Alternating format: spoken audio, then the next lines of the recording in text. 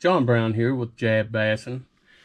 Today we're in the shop and I'm going to show you how I made a paint mixer, or a paint shaker as some call it, to use for your airbrush paints or craft paints, whatever. First of all, you need the Drill Master Orbital Hand Sander. I'm sure you can get other brands, but this one Harbor Freight had on sale for $9.99. Kind of hard to beat. Some 12-inch round balloons, and these, don't go buying them at Walmart or Dollar Tree or something like that. You want some good strong balloons, and you'll see why in a little bit. These came from Party City. And then you're going to want some rice, and I'll show you that in a minute too. Okay, so let's get started. You'll need a funnel.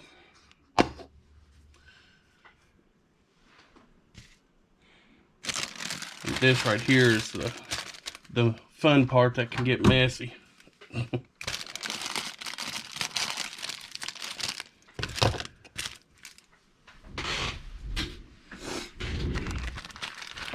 And I'm sure you can come up with other ways to do the base. But this is what I figured out to be, I don't know, it looks better, it's cleaner.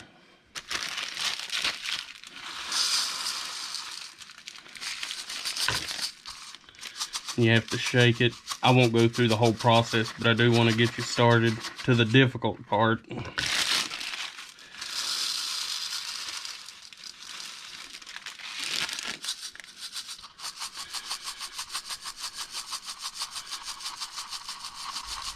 Because once it gets so full and it's here, you have to stretch it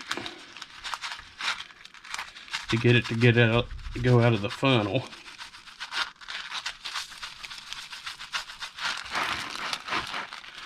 Squash it down. Now, once it gets to where it's difficult, blow it up. Hold it flat down to where you have pressure on it. Let the air out. That allows you to flatten it more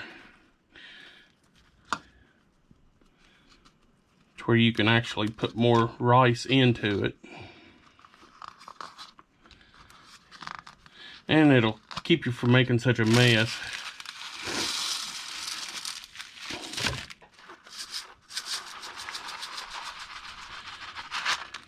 And once you get it pretty much patterned, you can start pushing down from the top of it. Just pinch it. Let's see if I can get it in the camera. Pinch it like this. Push it down. And it'll spread out.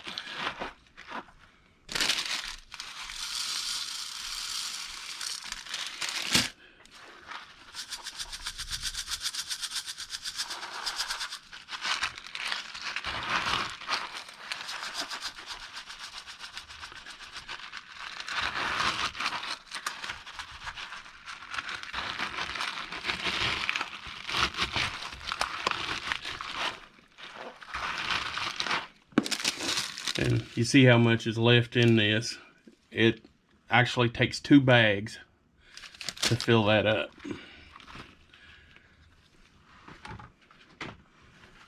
Then you end up with something like this once you tie it off.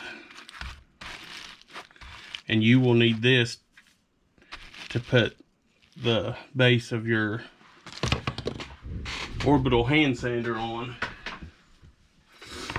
While it just has a slight curve to it, by putting it on this, it'll keep it from moving. You can actually just let it stand by itself while you're getting your paint to put it on.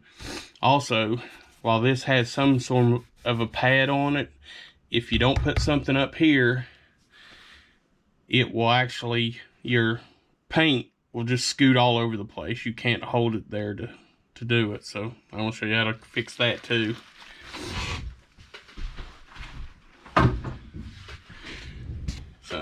you need a piece of foam. And this is where it comes in handy to have quality balloons. And this is not the regular styrofoam, it's the soft foam. So it doesn't crumble apart. Could you do it with regular styrofoam? I don't know. Here is where the better balloons come in handy.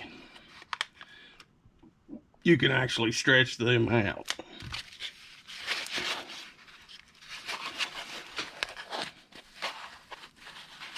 And here I would say you would break your styrofoam all to pieces trying to get it in.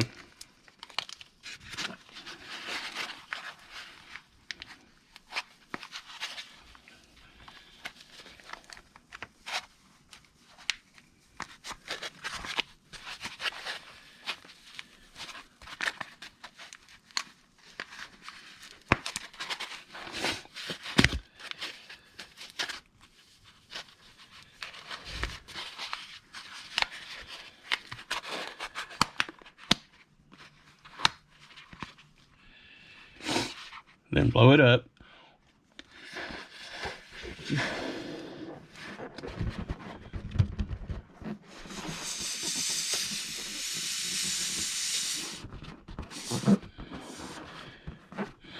And you want to make sure you keep some of it loose on the other side here.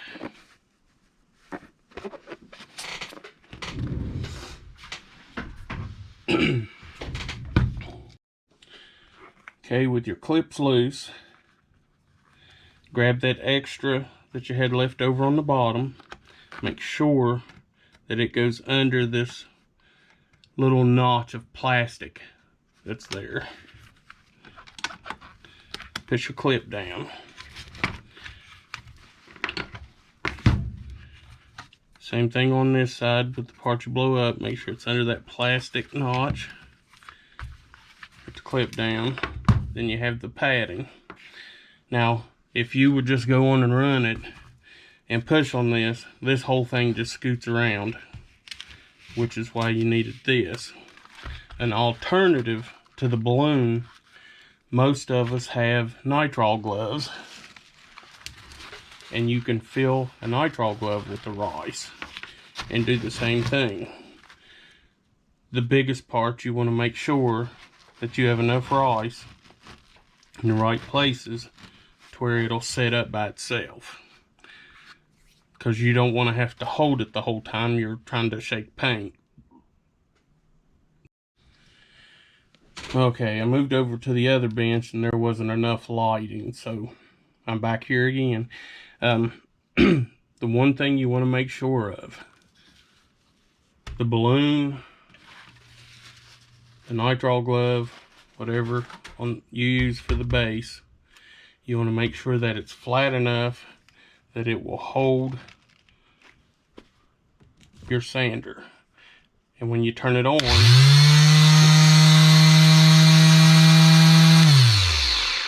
it should be able to sit there without you holding it.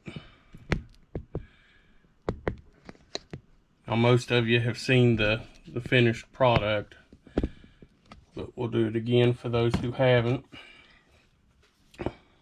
And this is just black glitter in water,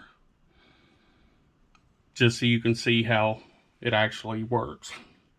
And you have to actually put pressure on it, which is why you need something that's spongy on top and bottom.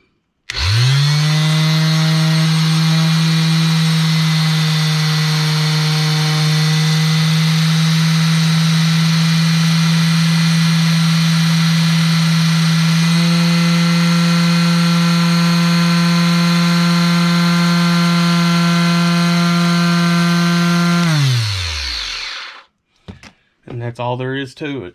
That way you're also not tearing up your orbital hand sander in the event you ever wanted to use it as a sander. I hope this helps some of you out.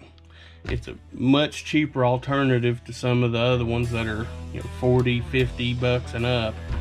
And a lot of those have poor reviews. So Can't beat that for about 15 bucks. So, thank you for watching. Like I say, I hope it helps some of you out. If you like these types of videos, let me know. I may even do some airbrush videos later on.